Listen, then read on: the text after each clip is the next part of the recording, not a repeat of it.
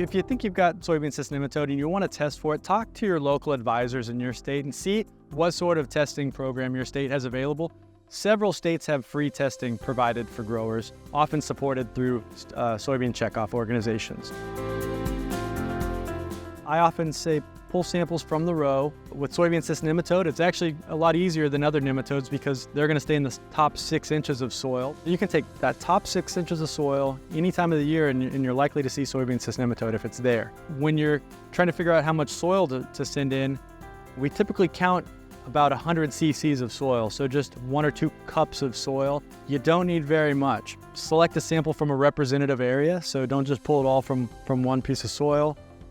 Probe around for a little bit and try and get good coverage over the area that you want to test. Put that in a bag and send it to a testing organization.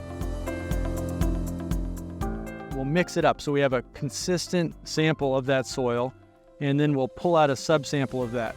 We'll then take that subsample and we'll go through a process of sieves, basically filtering out different sized particles.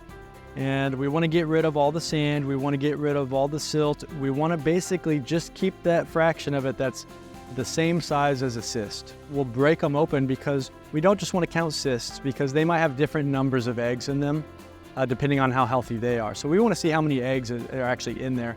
We'll break those cysts open and then we'll take that sample to a microscope and we'll put them on a plate in water and we'll count how many actual eggs we're seeing inside that sample.